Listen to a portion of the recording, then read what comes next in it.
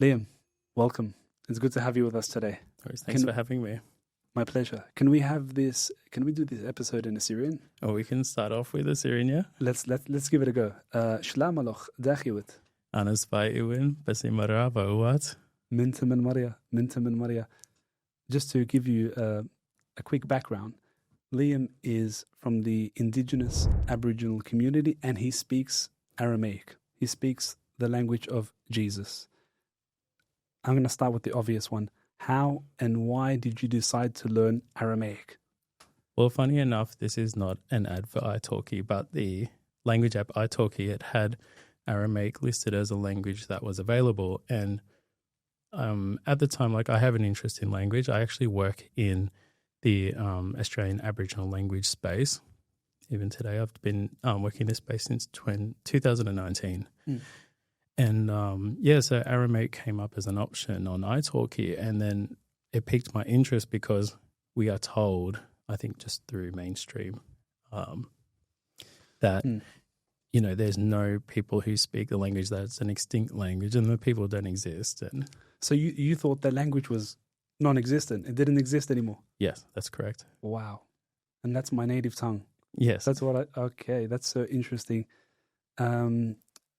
What was the desire to learn the language? Yeah. So that leads on to my next point about that was seeing the video of yourself, just talking about the language. And then, I had this, bamboozled moment. My mind was literally blown saying that, you were explaining on the video that where you introduce yourself with the language and the people, and then it was also listed as Assyrian. Then I kind of went down this rabbit hole to go, what is Assyrian? What's Aramaic? And that sort of thing. But my interest in language, because I appreciate every language that basically exists. Yes. I basically put it up there to the sky and said, what language should I really be throwing myself into? And then that's when you messaged me, because I must have come up as Liam's video. Yeah. Yeah, you've messaged me and said, hey, do you want a lesson? And then that's how it kind of got started. That was the sign. That was the... That's why we're here today. That's very interesting. See, you had other ancient languages. You had Hebrew, you had Arabic, but Aramaic stood out to you. That's like the niche of the ancient languages. I mean, Hebrew, when you go to Israel, they're speaking Hebrew. When you anywhere in the Middle East, they're speaking Arabic. So it's kind of obvious why you thought it doesn't exist, because there's no actual country that speak that or has that language as their main language, if that makes sense. So it's very interesting. And when you had your first lesson, how were you like, this is it, I'm in? Yeah, because I think I take great interest in languages that aren't spoken by a lot of people, and I have an interest in ancient languages anyway. And how many languages do you know? Okay, look, so I had to learn French and German at school. I chose them, but as my electives. But German and French, I studied them at school. And my stepmother, who raised me, is from the islands, one of the islands in the Philippines. She's from Cebu. And so I was pretty much very exposed to the language of the Philippines, specifically the language she speaks, which is Visaya, and also Tagalog, the national language. Okay. And my native language as well, which is called Warlpiri. So that is a language that is spoken, as a joke, I would say, near Alice Springs. It's about 3.5 hours northwest of Alice Springs. So, we can get more into that a bit later. Definitely. By the way, I'm going to actually share some Aramaic texts for Liam to read. And just so you guys know, he actually reads Aramaic. So please, it's all yours. Okay. The interesting thing I found with what we call in linguistics the orthography, which is the written form of the language, is that how phonetic it is. So that helps. So there's a lot that I can read and I don't understand. Yes, of course. Yeah. So I remember reading the Lord's Prayer here, which is Baban de Bishmaya, Paish Unkocha Shimoch, Atial Makoto, Hawe Suyanoch, Dahi de Bishmaya, Opa. That's amazing. That really is amazing. It's this is a lesson for all those who see this language or even the Hebrew language as something difficult. They can't, it's so ancient. they don't know how to even begin reading. I mean, they won't even take lessons because it's so ancient. But you picked it up, and like, was it difficult? Yes and no. It's like anything. Like when you're learning a new language in general, again, what we call in linguistics the phonology. So like the sounds of the language is what can be quite difficult if you're not used to it.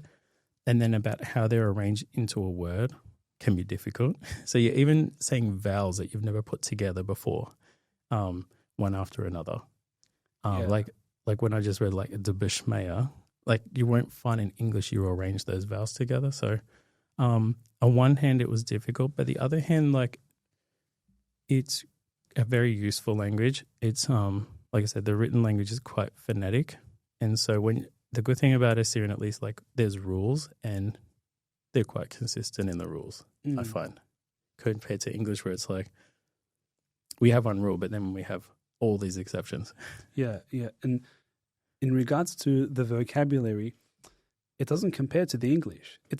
We have a very small dictionary because we don't have technical words. We don't have words like computer and, anything to do with technology. So our dictionary, our vocabulary is very, very small. And in that sense, the grammatical rules are very easy because you just change the ending and you direct it to that person.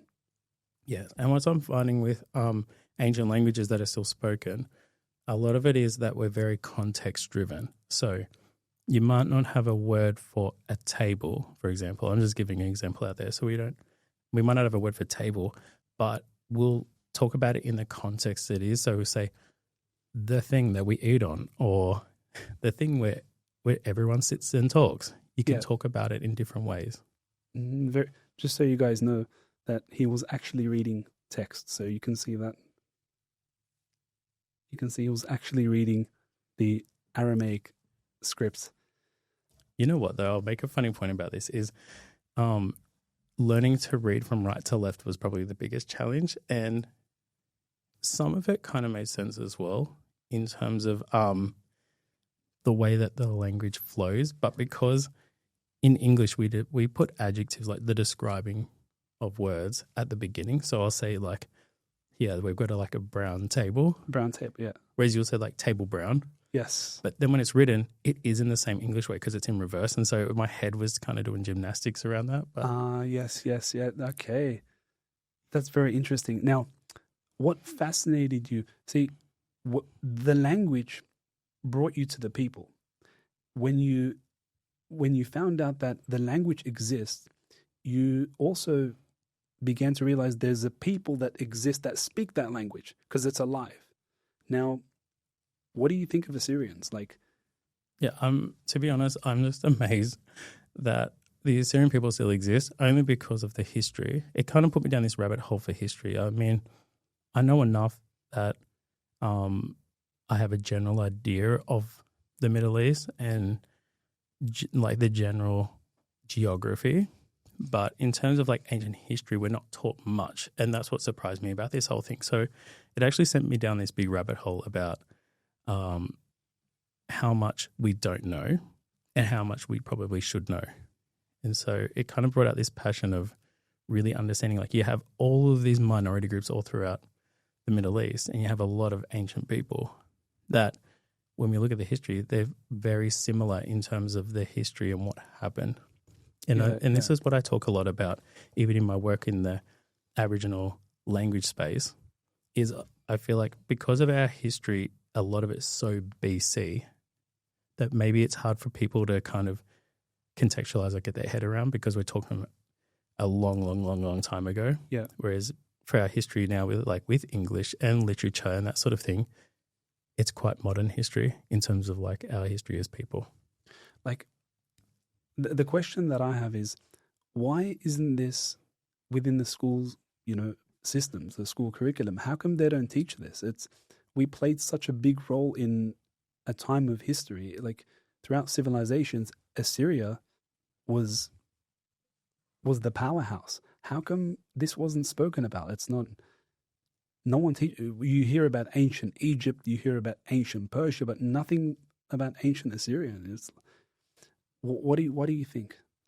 But to be honest, I don't have an answer for that. But I think because there's so much conflicting information, and like I said, I'm probably the default for thinking that Assyrian people don't exist and that the Aramaic languages don't exist.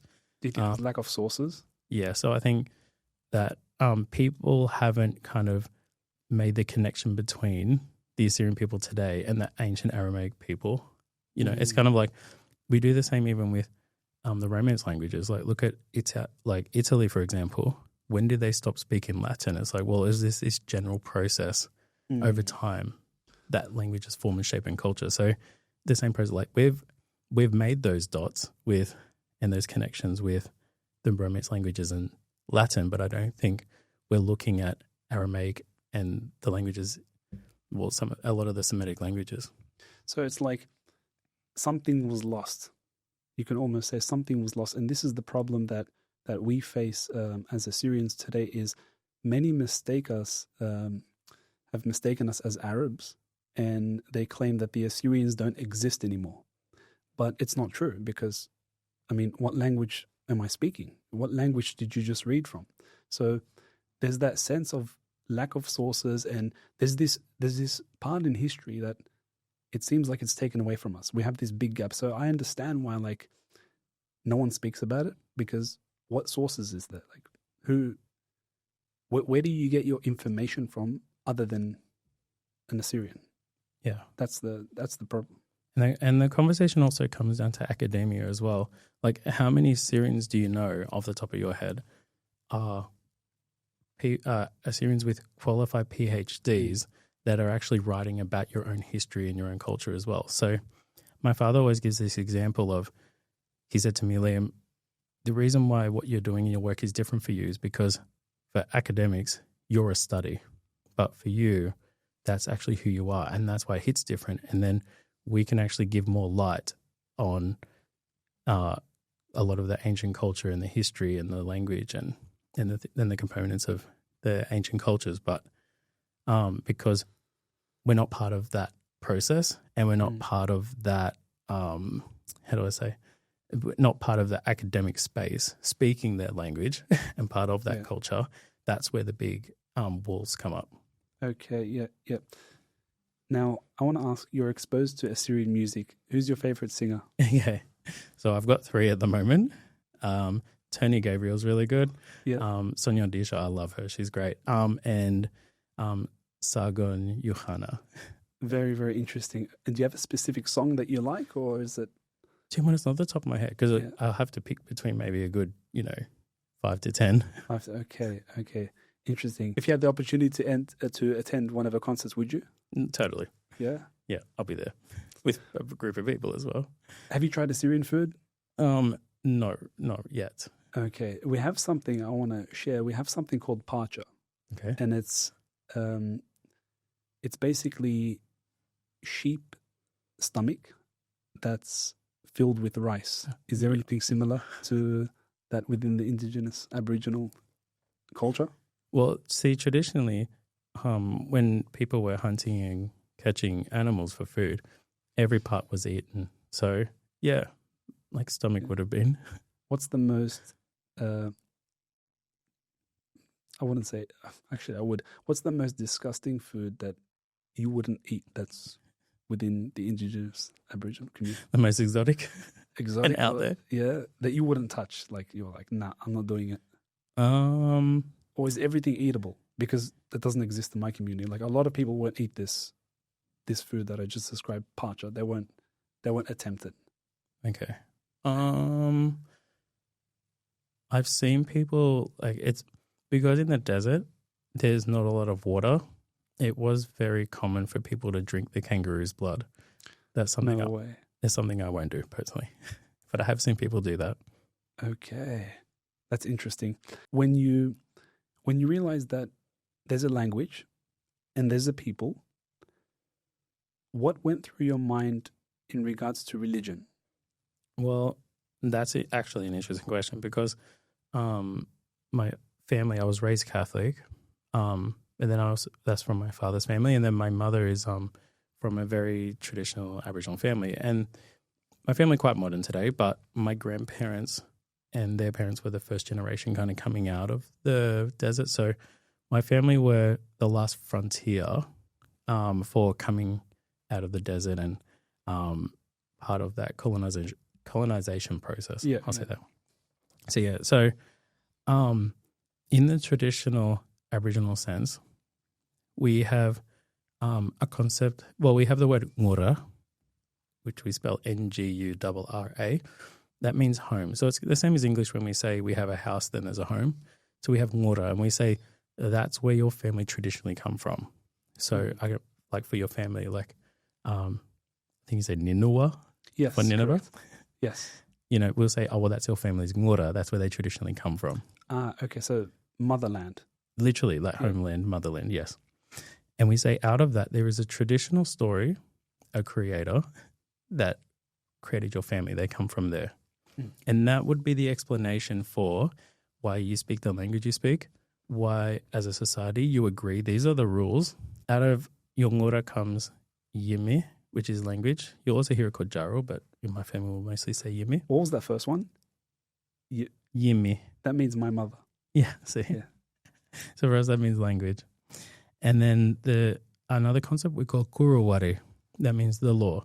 What are the rules that we all agree as a society for what is justice and how do we function as a society? Another concept that comes out of that we say is obviously the people that practice the language and this that then practice these laws. Yeah.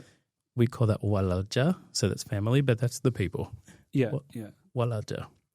And the last concept that comes out of that we call manyuana, which technically translates as like playtime, I guess, but that's the ceremony. Yeah. That is how the law, the yimi, the language, are passing down all of this ancient knowledge to keep us alive because we were an oral tradition. It was never written. So how do you pass down all of these things? So you had the ceremonies, and that's why they're so important. The glue that binds this all together is what we call jokorba. That is the creation story. And when you hear Aboriginal people talk about connection to country, and yes, that's what it is. It's the story of the why we exist. And this is where you can see like atheists and theologians kind of have this conversation where atheists don't understand the why we exist. Yes. Why would you question that? But for us, we're saying that that's what makes us human. It's the why we exist. Because we're saying that gives you a sense of ngora, where you come from. It gives you a sense of purpose, a drive. It gives you a connection to your family. And you can apply that to anything then. And this is why me going into the, getting introduction into the Assyrian world was so important, because it really got me to understand that it can be applied to other places. Because now I understand the reason why Assyrian people exist is because there's a sense of ngora, where you traditionally come from, and you have a language, you have traditional customs that you still practice. You know, like, these are the rules about how we all associate with each other. And what's the last one again? Language, law, family, ceremony. Yeah, I think you get it anyway. Of course, and then the glue for you was the church, and that's what I found so fascinating. Like, if you didn't have the church, where would you be today in terms of, all the persecution over the many, many years? Most likely people either be forgotten into the wind, or, you would have, the community wouldn't be as strong as it is today. I do believe this. And that's one problem that we currently face is, see, due to necessity, the Assyrian churches, and I say churches because, of course, you have those that celebrate Easter a week after the 25th, and then you have other denominations, same denominations, but different churches. But the problem that the Assyrian churches faced is it stepped outside its job description. And the church's role is just to save souls, nothing else. But it saw a necessity that it had to bring people together. It had to bring the community together. And it did a good job.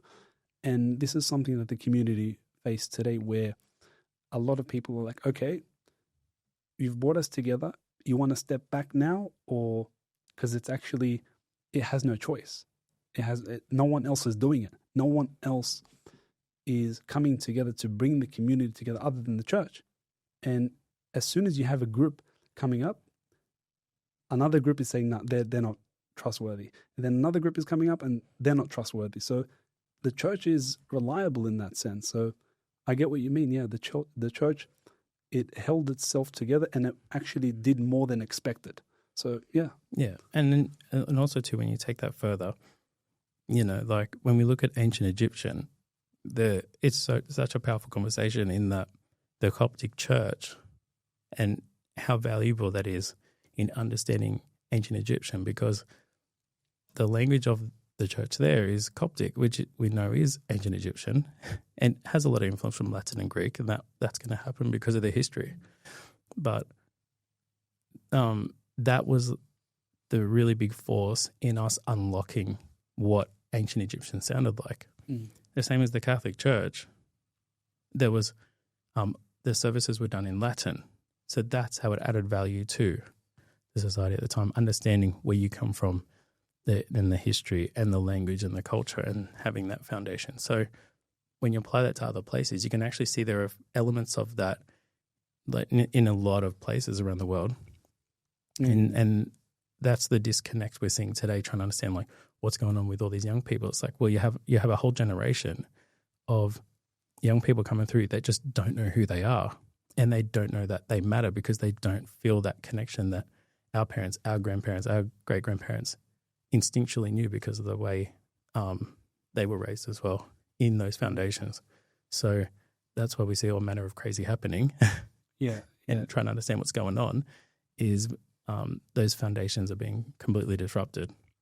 Obviously, you're an Indigenous Aboriginal. Very quickly, what's the difference between Indigenous Aboriginal and a Torres Strait Islander? Okay, well, I use the term Aboriginal because that's what I was raised with. You'll always see words come in and out of fashion all the time, depending on what people deem is politically correct at the time. I use Aboriginal because that comes from Latin. People try to say that it also applies to the word, like they always use the example abnormal, saying, well, I know ab means that it's not and it's not normal. That's not true. Aboriginal means the people originally from the land, and that's where that comes from. And Torres Strait Islanders are people that come from the islands in between Papua New Guinea and Queensland, right on that tip of Cape York. Okay. There's a bunch of islands there. And there are similarities, but there are differences as well. They're quite oceanic. The language is very different. Yeah. The ceremonies and the practices of the language and the way that it's passed down is quite different. Whereas on the mainland, we were all very similar in our cultural expression. That's interesting. And what about Tasmania? That's another story in itself. Okay. It's another lecture, but a lot there was recorded and there's a lot not known as well. So the belief is that they were quite more primitive than us in that there was less tools, for example, for hunting. It is kind of a small area anyway. People don't realize it can take just a few hours to get from one end to the other. Yeah. Now, if you get into the sources, you're going to get so much information. How old is the civilization? I've heard 20,000. I've heard millions. I want this to come from you. How old is the... What's a big responsibility? No, look, the standard agreed range date is between 60 and 50,000 years. Okay. That's what we're told. I personally don't know. I don't have opinion on this myself. Of course, this is all oral tradition. So what's the main, let's say 80 or 90% of the community belief? Oh, sorry, in Aboriginal Australia? Oh, do you mean also too like people speaking their language? Mainly like the age of the civilization. Like what is the community belief? Like how old the community? Okay. Yeah. From the community's perspective, we've always been here. Okay.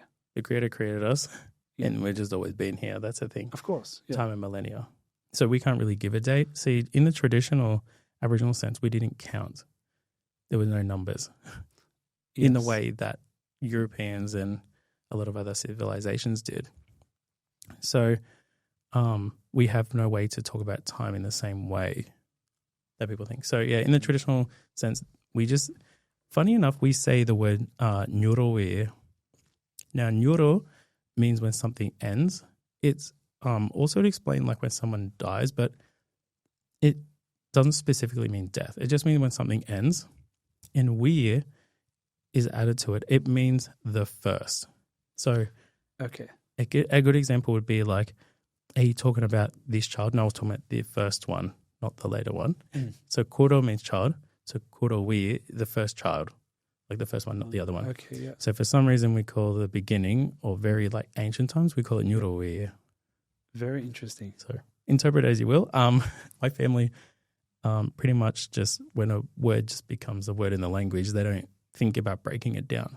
See, this is what you'll find interesting too, is traditionally in the Aboriginal sense, we didn't have an enlightenment period in the way that other cultures did, in that there was no questioning, why are we doing what we're doing? Where are we going with all of this? It was all about where you're from. Everything was about the past, where you've come from, to inform what's happening now. So because of that, that's where a lot of the cultural clashing and the breakdown was, in that there was no enlightenment period in that way of.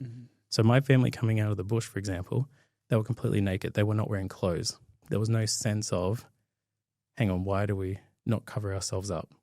Okay. Can you say that moral, but was that moral sense there? It was. There were ways of it, but just different. Okay. Different to how we see, how we view that word moral today. Yes. Okay. Because we weren't sitting and having big discussions about, are these stories true? And what deeper meaning can we find in this to become together to find a bigger truth and blah, blah, blah. Like that never happened, because everything was about survival, everything. And so the reason why this story is important is because we can go back now to the ngura, your home where you come from. Now you have the neighboring language. They have where they come from. Then when you do that across the whole country, that ngura, as the whole country moves on, now you're mapping an entire landscape. You're mapping families, you're mapping language, you're mapping a whole ecosystem around the whole country. So we're mapping the entire landscape. That has everything to do with survival, to know where everything is, to live. You're in a survival state. You know, you're not kicking back and questioning the world's questions. Your thing is, how do I make sure my kids are fed? How do I make sure we have fire for warmth? And how do we get out of the rain? That's your constant. And so your whole mindset and your whole thinking and everything you do has everything to do with your Johurba, which is the creation stories. That's how you're living and breathing in the world. Interesting. Okay. We know the situation between the European settlers and how they arrived here, they settled here, and we know there's ongoing stories, and depending on what source you look at. But today in 2025, is there tension between the Indigenous community and the European settlers on both Parliament and... Yeah, look, it just depends who you ask as well. It's a very loaded question, because no one has the conversation about, look, even when it comes to these terms Aboriginal, the community itself, like, and I use this with inverted commas, the Aboriginal community, we as a people have never come together to go, who's Aboriginal and who isn't. That's never happened. Okay. And it's going to change depending on where you go to in the country. And even then in their own groups, they're going to give different meanings. So for some people, it's about knowing who your family is and who your traditional family is. For other people, it's knowing where you traditionally come from. For some, it's just knowing that it's in your genes. For my family, you have to know your ngura, you have to know your language, you have to know your laws, your kurawari, said yimi, you need to know your traditional ceremonies, and you also need to know your jokorba. So it's going to depend on where you go.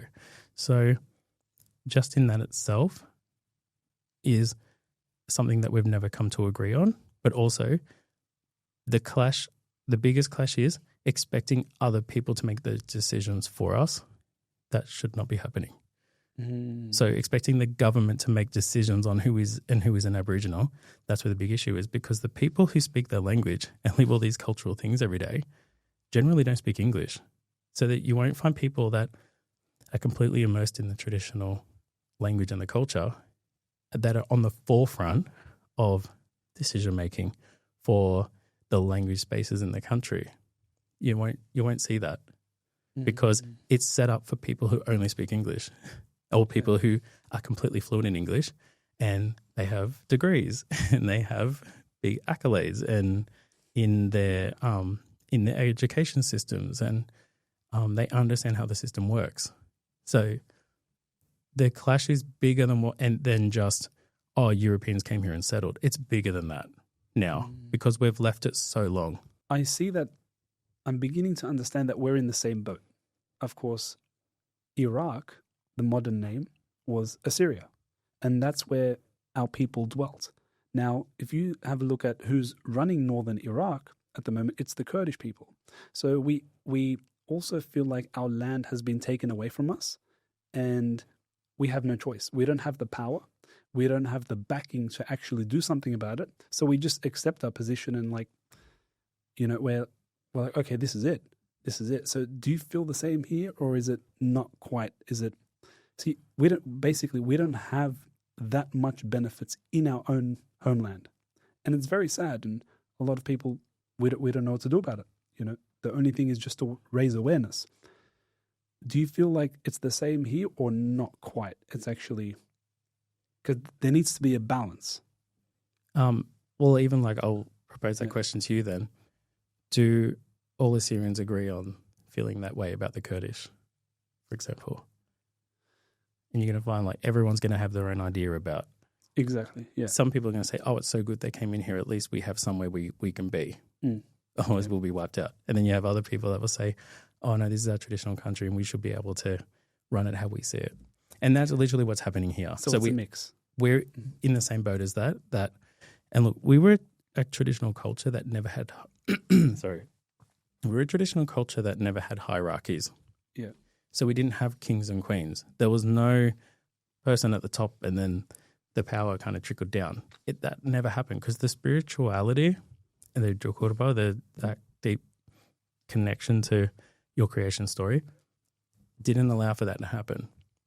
Instead, you had the heads of each family that would kind of come together and counsel with each other to come to an informed decision.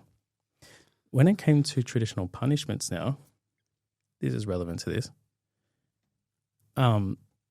it was incumbent on the family who was the perpetrator to settle that, to have that person punished so they can organize the victim's family to come in and punish that person. That's the way that process worked. Very interesting. So there was no hierarchy to make that decision. It was basically each household was a self-governing institution. Yes.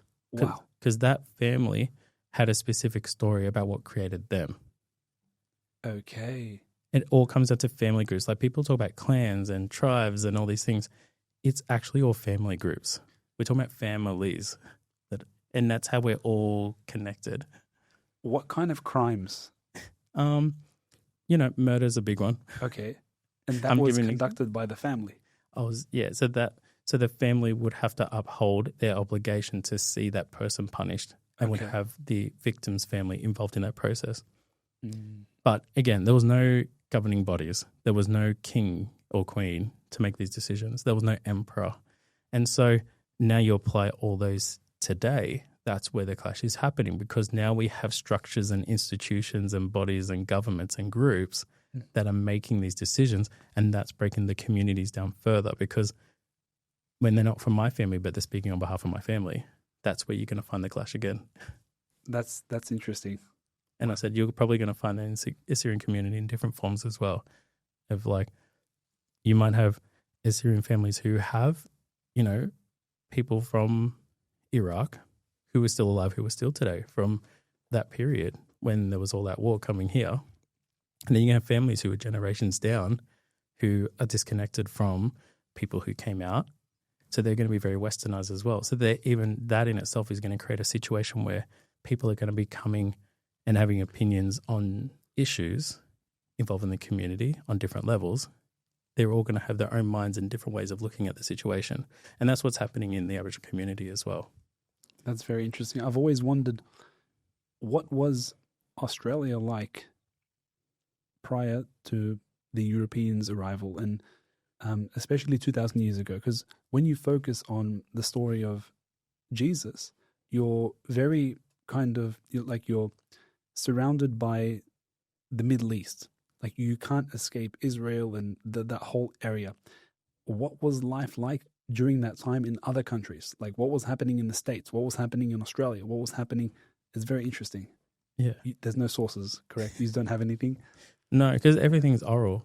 Oral. So maybe things happen and there are stories to explain that time. Scientists are trying to look for evidence of things that might be prevalent. So you can dismiss an oral tradition, but if it's marrying up with other areas around the country that are thousands of kilometers away, it's easy to kind of marry up those stories and understand, okay, there's something deeper going on here. So, and even then, like culturally, traditionally for us, that stuff is not so important for us culturally. It's not important. So if a scientist comes along and says, oh, we can prove your family's been here for, tens of thousands of years, my family will just say, yeah, no, we know. Okay, so it's nothing, not a big issue. No. But what's important for us, if you have a sense of where you traditionally come from and you have all these concepts, like I said, that's admirable traditionally. So if my family got to know the Assyrian community, for example, there would be a lot of joy in sharing a lot of that information, because there'll be a high level of respect for knowing that. Now, if you have a look at ancient civilizations, for example, the Aztecs, the ancient Chinese civilizations, those dynasties, they all speak about the arrival of a supernatural being. And after looking into this, I feel like there's always a pointer to Christ. There's always a pointer to a supernatural being arriving from another world, another space. Does anything like that exist within paintings or artwork or even oral tradition within the indigenous Aboriginal community? Yes. That's the short answer. But again, it just goes back to, there's a big but to this. Traditionally, whether that's how true that is not important culturally. But knowing the story is what's important. So you know where everything is. But yes, the stories are talking about supernatural beings falling from the sky. They're literally crawling out of the ground. So my family have a story about a big snake called Yaripuri, and the mountain today is called Wimbarku Mountain. And the story is that the snake came out of the ground and that my family followed, and the snake kind of ventured out, and the snake passed away from being lonely. I don't know how much of that. That's to the extent of what I know. Other people might tell you a different version of it, but so we have stories of even when you go to the top end, they have a story about a being coming across the ocean carrying bags of babies. Okay, yeah, so that's interesting, because funny you mentioned that. Almost every ancient civilization speaks about a flood, and we know the story of Noah's Ark. Does anything like that exist regarding floods and destroying the world? There is from South Australia, that much I do know. Okay. There's a zebra finch. It's a type of finch from Central Australia. They're called nye. I think that's from the sound that it makes. But okay. When you see them in the desert, there's like a water hole. You'll actually see these finches actually all around the edge of them, because they fly in big flocks and they're around the edges. So the story is that where the Great Australian Bight is, that it was like the finches stopping a great flood coming in. That much I do know. Okay. Awesome. Okay. Now, you mentioned the indigenous Aboriginal community don't have a hierarchy system. Now, you're related to Jacinta Price, a prominent Australian senator.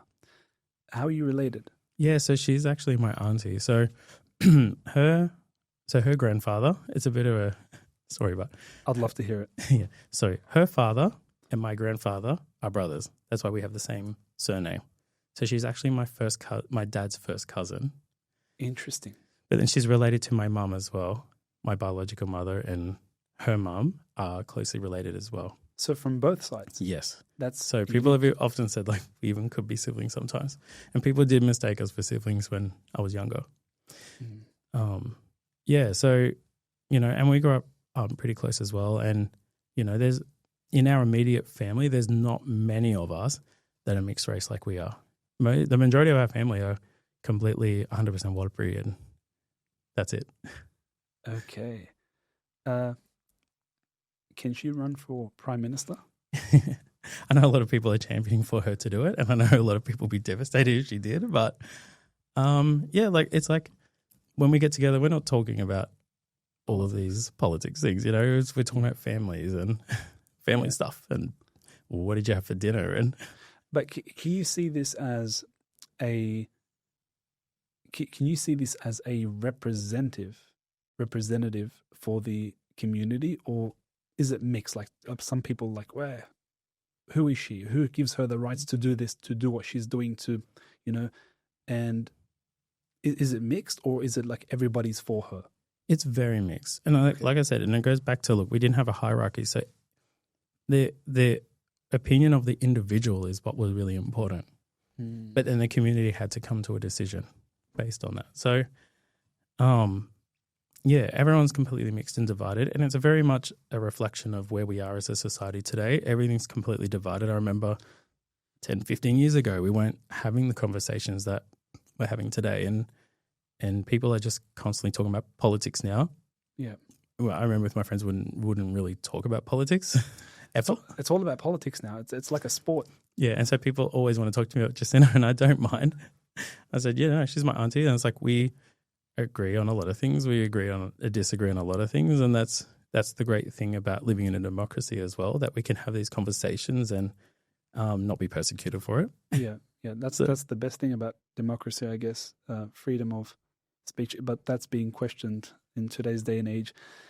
Anyway, the Australian flag, if you had the opportunity, would you change it? At this point, no, because I said, like, we're still having the conversation about what is an Aboriginal person. And there's a lot about the Australian history that's not even taught. Like, we're not even taught why Europeans came here in the first place. We're not having those conversations about that, that England was racing with France to measure Venus in the sky a particular year to know the planets. Now, is that the correct theory? That yes. Let's say, okay, so the Dutch came because they wanted to measure Venus. No, it was the English. The English, yeah. So the English and the French were coming to this region to measure Venus in the sky. Okay. So we're not having those conversations. See, not many people know that. A lot of people think they've come to take over, but they didn't even realize there was an ancient civilization on this land. Yes. And there's also to the assumption that Europeans just rocked up with guns blazing and were just very much in for the mass decimation of the local people. It's not true, but as we know through history, like these things happen, culture clashes happen, and unfortunately that's where we are today. But history is complex, people are complex, and we should be actually talking about that complexity instead of just teaching everything about through the eyes of power and the winners and losers. We should be really, and that goes back to your point about the Assyrian community. That's why it's going to be so divided, because you're going to have people that are looking at it as the winners and losers situation, or look, this is very complex. Maybe we should be looking at it through a complex lens and having the conversation that way to come to a decision about where to go from here. So to change the flag, I don't see the point in that at this point. I think our society is just so divided now that the issue isn't a flag.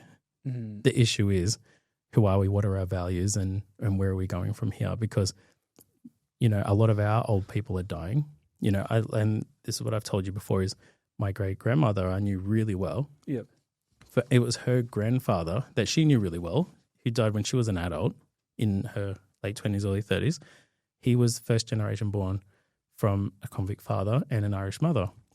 So I knew people who knew people that were first generation born. So it's actually not that long ago. So our country's gone through a lot in such a short amount of time when you look at history.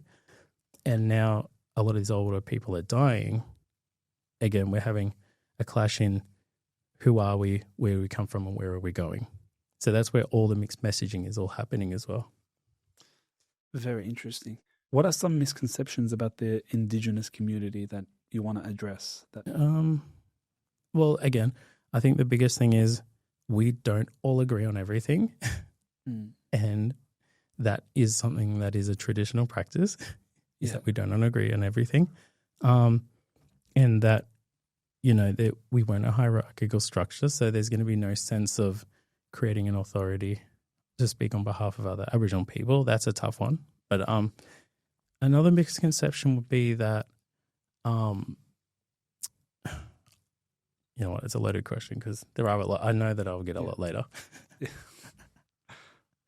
It is a loaded question. Yeah. What about you? You can tell me what are some things that you've heard that I can tell you. Well, I've got one actually. It's a rumor. I'm not sure if it's true, but if I chop a tree down standing next to you, I'm allowed to do that. Is that correct? I've never heard that in my life. This is something that I've always been taught. I don't know what this is. This is a misconception. You can't chop a tree next to me? Like if I stand next to you and chop a tree down, I'm allowed to, in a way, because of course you're the owners of the land and no one has a right to disagree with that. Okay. Someone's pulling your leg. But in saying that, yeah, there's probably a bigger story that, okay, this is what I'll say. Because I've had to work with a lot of historical documents as well, and especially here in New South Wales. And there is a lot of mistranslation that's happening, but also like some good translation. It's just skewed a little bit. So my job is also to look at what's not being said and to kind of read between the lines.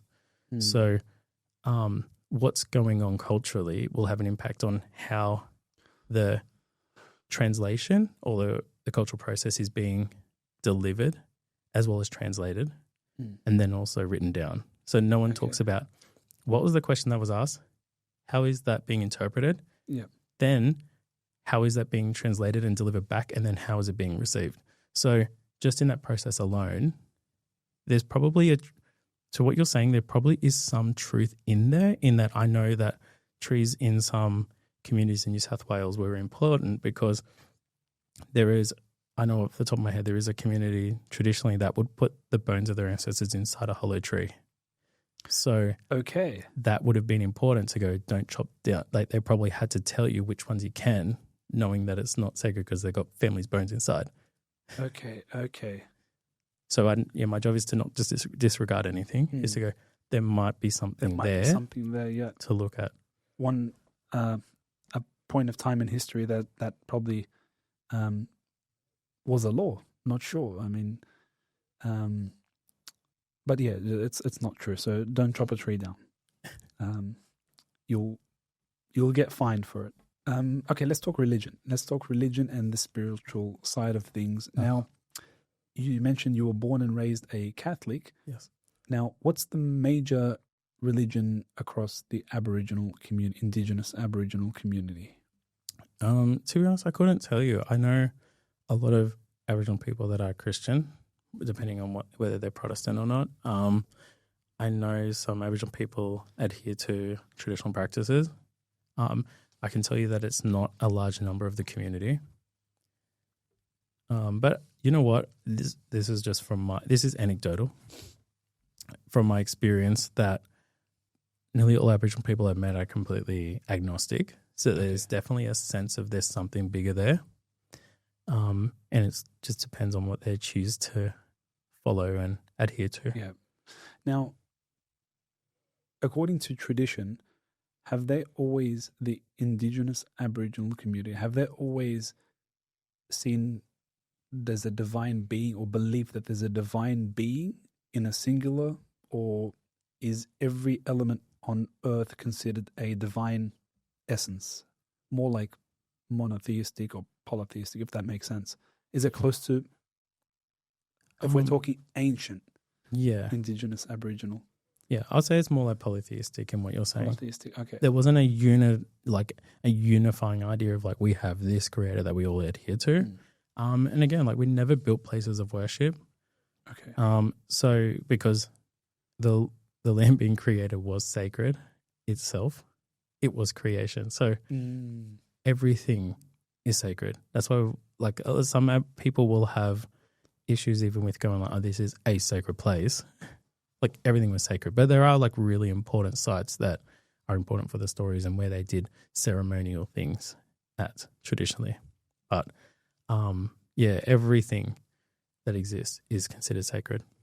Now, the community is shrouded in tradition. Is there a certain tradition or a custom that must be obeyed like a religion? Because I'm starting to see a pattern. Like the tradition is it's so unique that it's like a religion, and it is to an extent if you think about it. Yeah. Okay. That's again, it's a pretty big thing to unpack. What's something like only like one thing you can think of off the top of my head? So we even have what we call avoidance language as well. Okay. So there are things that are considered taboo, even practices that are considered taboo. So a son-in-law and mother-in-law traditionally are not allowed to have any contact or be in the same area ever. Okay. Ever. So the wife's mother and the son-in-law never. They can't even be in the same room, same area, nothing. Wow. Okay. So if they ever cross paths, it was considered really bad. There are areas as well around the country that are considered sacred specifically for men, fully initiated men, and for women. And if those lines were ever crossed, they were punishable by death. Okay. Adultery was punishable by death as well. Yeah, and that was conducted again by certain families. Yes. Yep. The families would have to organize these things. Wow. Now, what if the other family disagrees? That's when they would have warfare with each other. Yeah, that makes sense. Very interesting. Now, what's your connection to Macbeth? Yeah, I mentioned this and I was like, what? I learned this in high school. This is Shakespeare stuff. Yeah. So Macbeth was actually a real guy. Okay. A king of Scotland. Yeah, so my great grandmother who I was speaking about, her mother's last name was Beath and it was originally Macbeth. So yeah, we have that history in our family too, which is interesting. That's epic. That's amazing. How many languages are spoken within the community? In which community, sorry? The Indigenous Aboriginal community. Okay. So again, that's something that's never actually been accurately looked at. So it's all agreed though. Is it more like a dialect thing or is it like a different... Okay. I don't understand what that guy is talking about because we've got that in our community as well. Yeah, okay. So I'll unpack this a bit, okay? There's a few things to this. So under the Aboriginal language itself, there's never been an agreement on what is a language and what is a dialect. There's never been a discussion about where to draw those lines. And Aboriginal people that speak the languages have never been involved in that process. So you'll have conflicting sources out there depending on which academic does work on what language and where and when. That's the first thing with the Aboriginal language. The general agreed assumption is that you're looking at between 20 to 30. So it's around that 27-ish number you're looking at. Wow. Even though I said a exact number and I'm saying ish, but it's kind of agreed. That's what you're looking at. When originally it's kind of agreed that you're looking at 300 to 500 languages originally spoken. But again, we don't know what a dialect from a particular language branch is. There's been no research I should rephrase that. There's been research into it, but no one's actually fully committed and thrown themselves into that study. But if you speak to some, or you hear this, let's say dialect or language, is it like within our community? Because we can pinpoint where they're from. You know, if we hear a certain dialect, we're like, you're from the north. You're from the south. Does anything like that exist? Yes, definitely. Yeah. And that's the same as English speakers as well. So you can hear someone say bonjour and you know it's French and you know that because you speak English. You can hear someone say guten Tag and you'll say that's German and you know that because you speak English. So when you speak a language, it puts you geographically into a cultural context. And it goes back to that conversation about Ngura, like I said. So from that, you can hear an accent and you'll go, oh, they're Russian, or it's one of the Slavic languages. Oh, that's a Germanic language. You know that because you speak English. Now, relating that to Aboriginal languages, people that speak an Aboriginal language can hear an accent, and if they have enough knowledge of a wider net of languages, they can have an understanding going, oh, well, that must be from, the Flinders Ranges. Yeah. How do you know that? Oh, well, they speak like this there because they have a particular way of speaking. So we have that as well. So we'll know generally where people are from by the way they're speaking, or there'll be enough knowledge of some basic vocab to go, well, they have to be from there, or they have to be influenced from that language because of their geographic area. Very interesting. I'm glad we spoke about that. Now, I want to get into more the spiritual side of things, the darker spiritual side of things. Now, so you're born and raised a Catholic. Now, when you have a look at ancient Indigenous Aboriginal traditions and customs, do you begin to question, like, this might be a dark practice, or do you see that as, no, this is our tradition? Because we have the same problem. I mean, if you look at the Assyrian community, 99, if not 100%, are Christian. So when we look at our ancient past, they're like, it's pagan stuff, and they don't want to hear it, but it's our history. Do you see it as a positive thing or a negative thing? Look, people will always work with, I'm going to say this very eloquently, people will always work with the information that they have at that time. That makes sense, of course. So I'll say that. So based on that,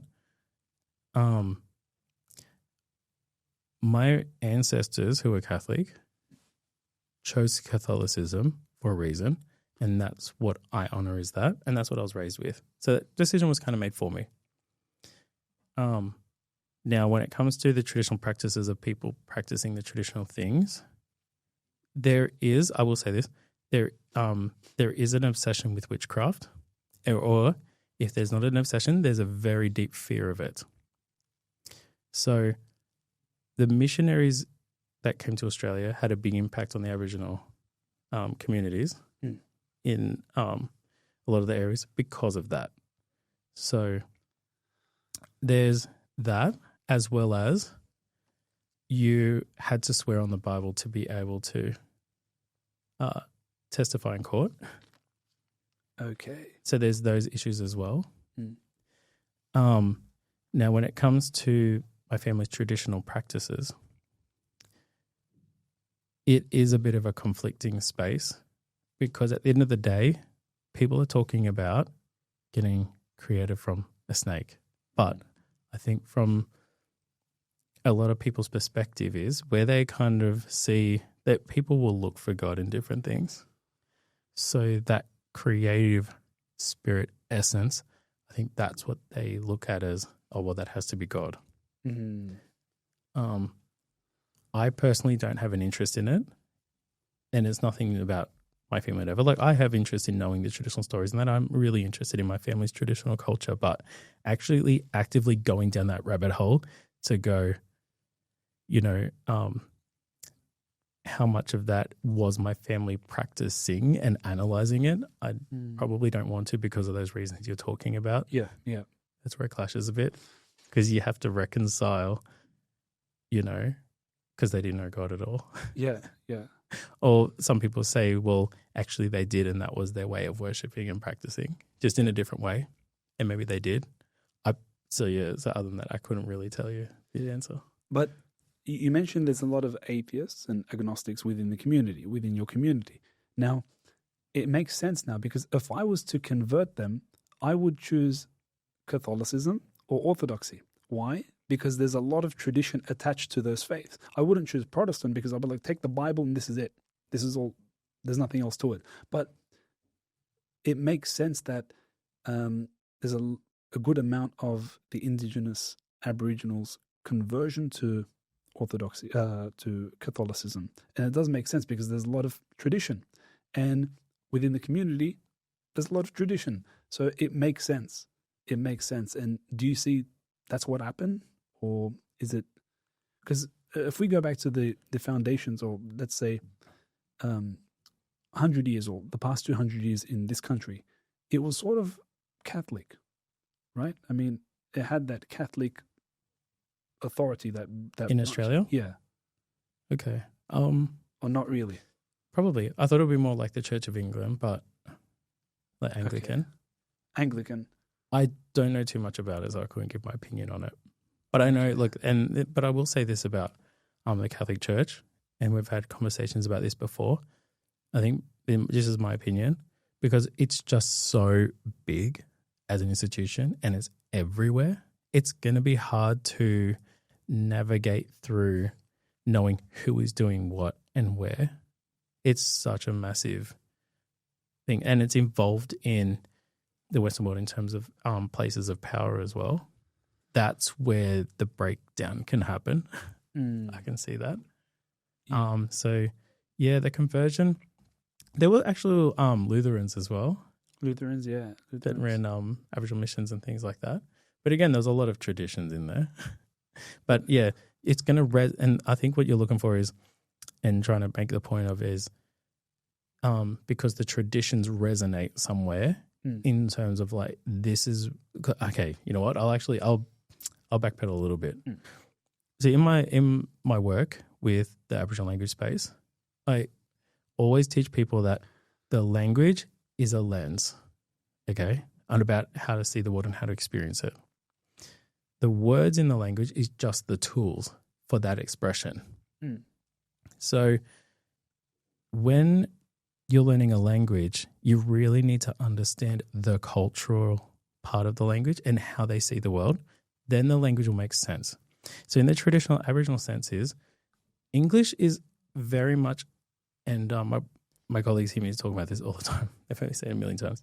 So English is all about identifying objects. It's about identifying things, and it's about picking things apart and analyzing an object or a thing or an idea, okay? Yep.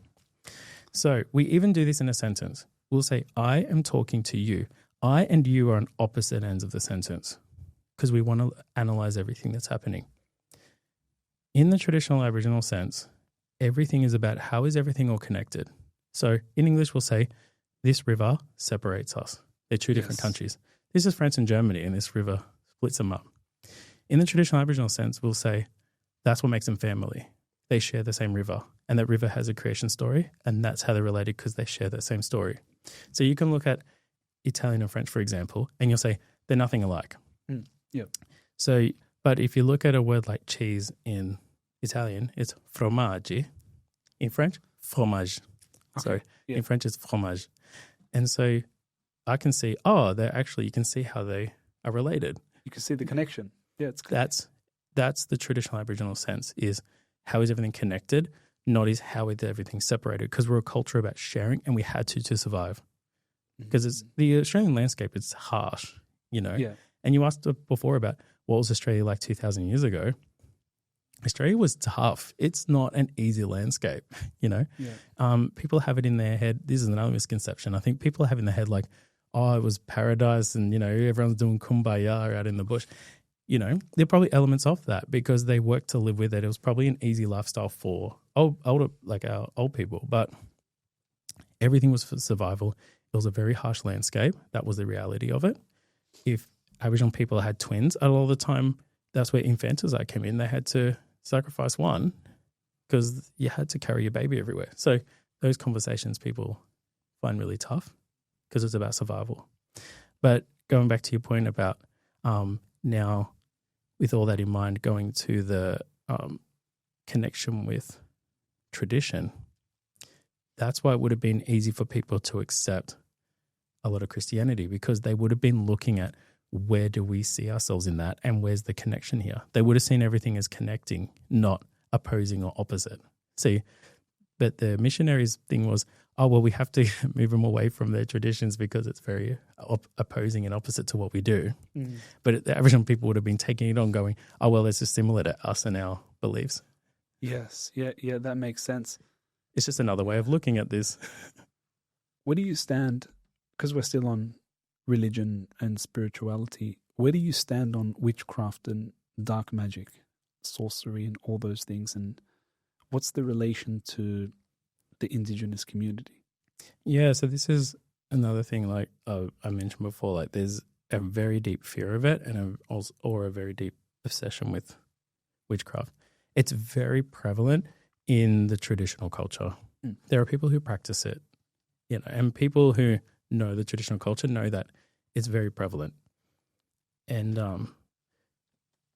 so with that in mind, there are elements of things that are around, and it's very prevalent today. Mm. And people aren't aware of it either, about how it comes through. It's interesting because, like, from the young generation, they see this dark magic as it's very interesting. It's appealing to them. But if you look at the miracles of Jesus, it carries an even greater weight. Like, why won't you be interested in the miracles of Jesus, the resurrection? I mean, why black magic? Well, why do you think that? What's the appeal? What's the appeal? The biggest thing would be reaction. People would probably thrive off the reaction they get out of people. Feeling like you're removed from what they consider is the norm, even though we know it's not the norm of our society anymore to be Christian. But to go against that would give you a sense of, I don't want to say superiority, but I think I know what you mean. It's like it kind of gives you a bit of an elevated and a position of a power over something. Yep. And this is what we've spoken about before. I'll say the devil always mimics. And so if you're going to be given a false sense of power and a false sense of grandeur, I guess, that's when you can go down a very dark path, because then you're going to keep seeking that and it's never going to be fulfilling. Look, it is a bad thing, but I see this from a positive perspective, that the young generation, they do search for these dark powers, this magic and sorcery and things like this, but it's a sign of, I want spirituality, like my soul is hungry. So I see it from that perspective, but they're just choosing the wrong option. Yeah. So it's a good thing. It's a good thing knowing that there's a need, because the human body is made of two parts. You have a physical and you have the spiritual. So it's a good sign that they're searching for the spiritual, because when you go down that path, you recognize that there's another realm, and that's a very good sign. See, with atheists, they don't do that. They completely disregard, or agnostic, they completely disregard the spiritual world. So it's a good sign. And I know a lot of people that have turned away from that and converted that into the good side of things. So the good, let's call it I don't want to use good magic, but the side of Jesus. He saw the light, literally. Yeah. And it goes back to what we were saying about, we had that conversation before about when you have a generation of kids who don't know who they are and they don't know that they matter, this is what happens. So they will look for those things and just grab at anything that resonates to go, that's where they're finding places where they think they matter. And then they're finding themselves in that. And that's what goes back to your point of going, yeah, we've got to, as Christian people, really think about how to engage with that to let them know that they do matter and that who they are is important. Now, we've spoken a lot about tradition, but I still want to touch upon a few things. We have, within our community, we have these unnecessary tradition that is still followed despite being involved in the church. And it doesn't really matter. Like, if you're, the community, again, as I mentioned, is 90% Christian, but they still hold on to unnecessary traditions that's passed down orally. Let me give you an example. And the community, they know exactly what I'm talking about. Not to shower on Fridays, because apparently Friday is a woman and she will hunt you down. We have so many other traditions like don't use the scissors at night. I'm sure you've heard of that one. Like, these people are actual churchgoers, but they still hold on to this tradition, and it shows you how much influence tradition has over someone. Like, not even religion, not even faith can actually get you away from this. Do you have anything like this within your community? Yeah. So that's, I think, the conversation about what's culture and what's of God, I guess. And yeah, and so there's a clear separation on like a cultural practice and respecting where that comes from. Because look, these things don't come from nothing. They come from somewhere. Humans are creatures of habit. We'll only ever do something for a reason. So there's obviously something very important traditionally where that comes from. So like when do you hold your church services, for example? What day? Sundays. Yeah. So the only reason I'm asking is there might be something there that is because of that, or something that happened back in the day where they might have done that on either Thursday or Saturday. Like that's when everyone could only have access to water. I don't know, but yeah, that's what it would all have to do with. I guess. Yeah. See, the time and context makes a big difference, because if we look at the Gospels, there was a certain time where only the church had access to the Bible, specifically the Gospel. Only the church had access to this. And if you wanted to hear what the Word of God said, you'd have to get up and go to that service and hear it. And a lot of that has made its way into the church. Of course, now you just take out your phone or take out whatever it is and the Gospels are there. But it was always that sense of tradition, hearing. And it plays a big role within our community, especially your community. Sorry, I didn't answer your question though about. Let's go. Yeah, let's. Is there a traditional practice that my family kind of still adhere to? And you'll find remnants of that everywhere. You know, even in my own dad's family, like his mum, his grandmother from his mum, she would always say things like, "Oh, everything comes in threes." Okay. You know, I don't feel like that's the devil knocking on the door and it's opening a door to invite the devil into our life, to be honest. Yeah. It's just saying things comes in threes. I think it's only when you're worshipping and inviting things in, that's when it can become an issue.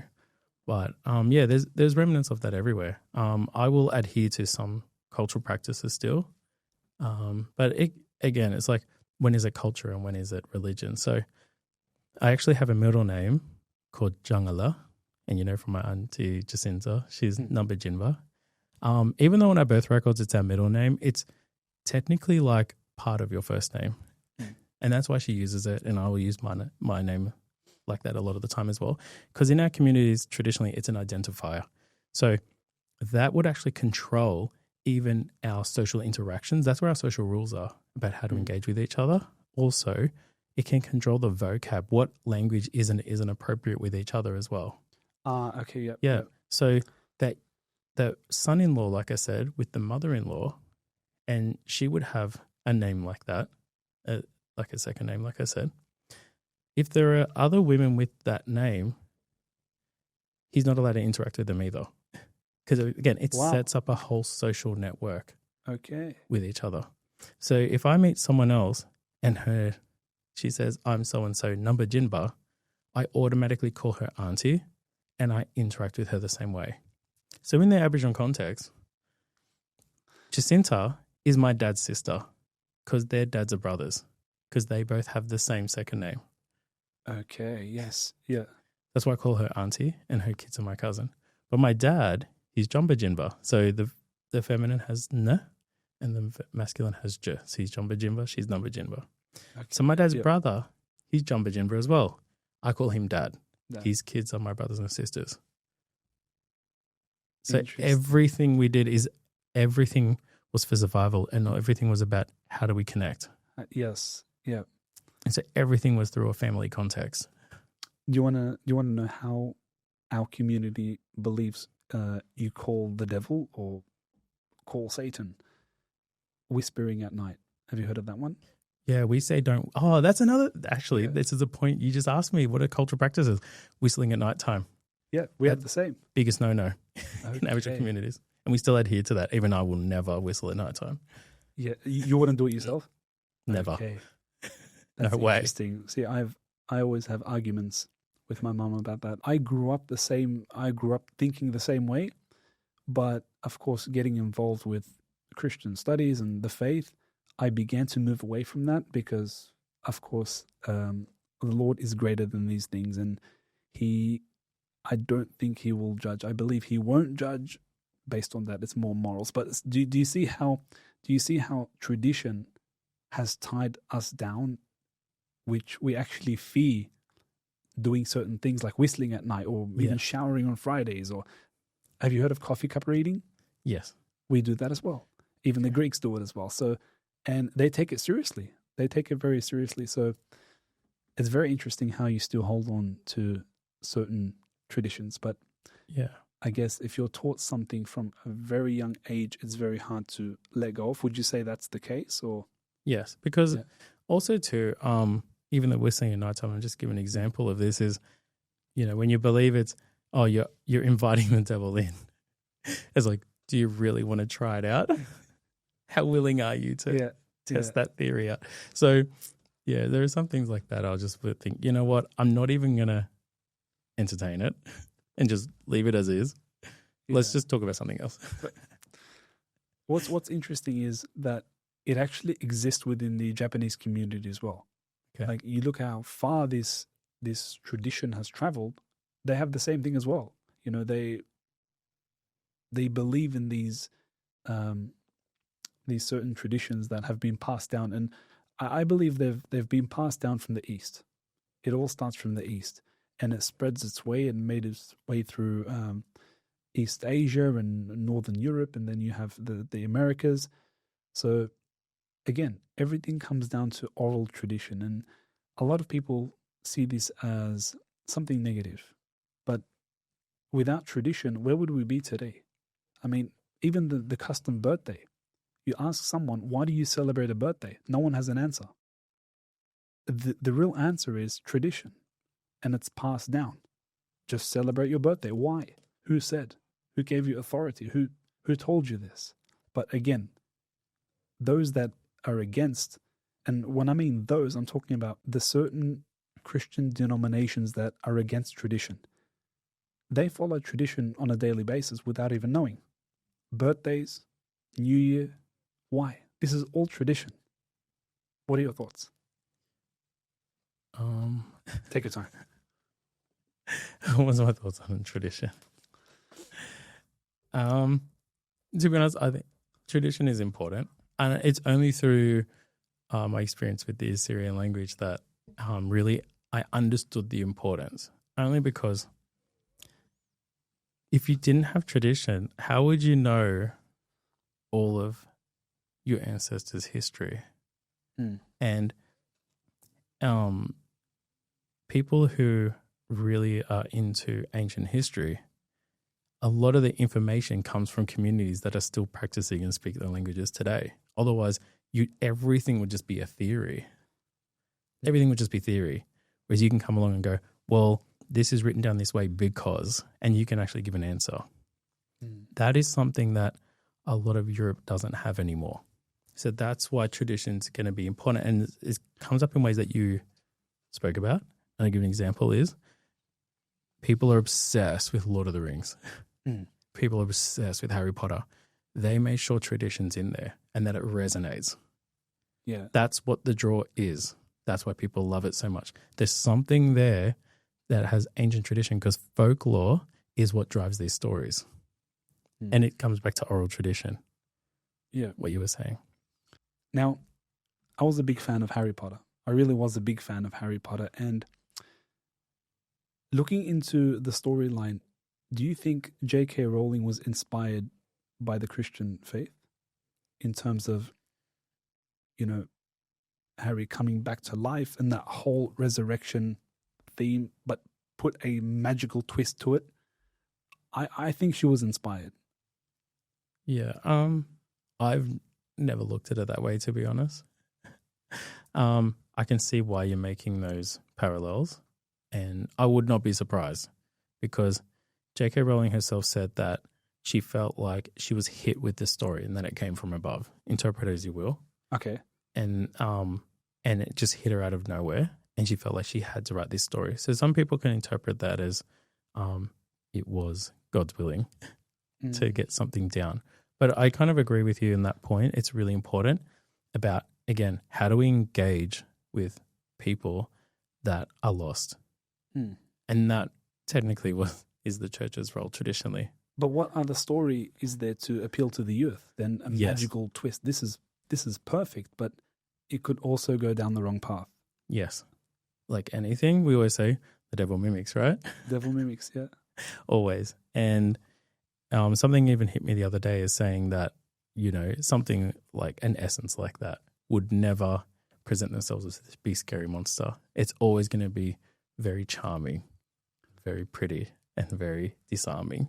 Yeah. Very innocent. Yeah. So you can put your guard down to let things in. So I don't know why it's relevant, but I felt like it was.